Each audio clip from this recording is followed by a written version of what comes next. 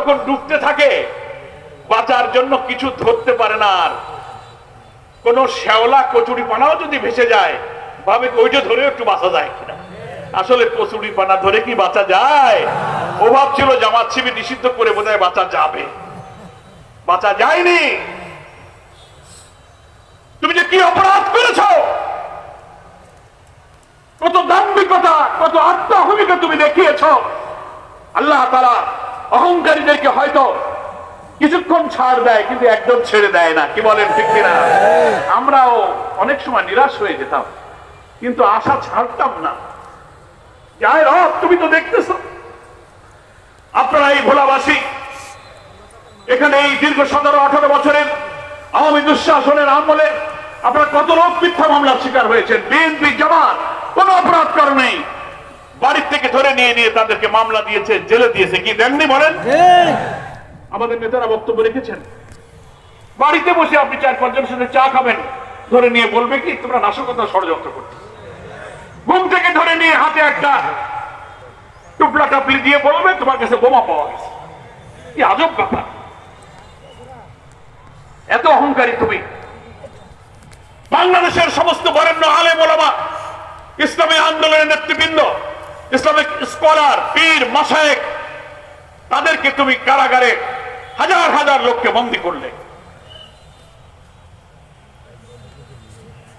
আমাদের প্রিয় নেতা বাংলাদেশ জামাত ইসলামীর আমির মাওলানা মতিউর রহমান নিজামী, আলী আহসান মোহাম্মদ মুজাহিদ, আব্দুল কাদের মোল্লা, মীর কাসেম আলী কামরুজ্জামানের মতো নিরপরাধ ব্যক্তিদেরকে মিথ্যা মামলা, মিথ্যা এজাহার, মিথ্যা বাদী, মিথ্যা সাক্ষী, মিথ্যা বিচারক, মিথ্যা ট্রাইব্যুনাল বানিয়ে তুমি তাদের বৃদ্ধ বয়সে ফাঁসিতে ঝুলিয়ে হত্যা করেছ।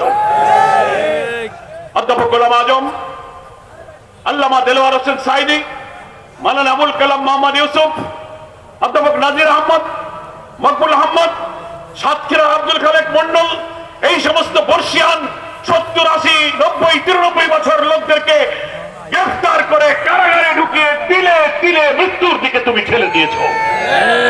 ইসলামী মূল্যবোধ, নৈতিক চিন্তা চেতনা সব ধ্বংস করে, মিথ্যাচার করে তুমি অহংকারের শেষ সীমায় চলে গিয়েছে।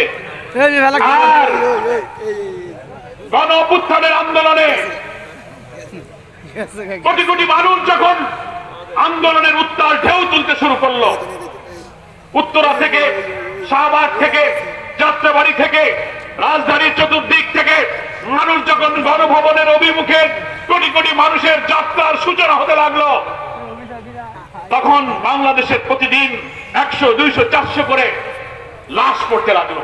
হেলিকপ্টারে উঠে এই ফ্যাসিস্ট হাসিনা দেশের মানুষকে, সেই দেশের প্রধানমন্ত্রী হেলিকপ্টারকে গুলি করে হত্যা করে। আপনি দুনিয়ার, এটা কি যুদ্ধ? দেশের মানুষকে তুমি এইভাবে হত্যা করেছো, শিশু, নারী, পুরুষ, আলেম ওলামা হত্যা করেছো। সাভার আশুলিয়ায় গুলি করে করে হত্যা করে ট্রাকের উপরে লাশ স্তূপ করেছে। সেই লাশ পেট্রোল কেরোসিন ঢেলে আগুন দিয়ে মৃত লাশ জ্বালিয়ে পুড়িয়ে ছাই করে দিয়েছে। এত বড় নিষ্ঠুরকে আল্লাহ কি পছন্দ করতে পারে? পারে নাই। তাই তাকে পালিয়ে যেতে বলে।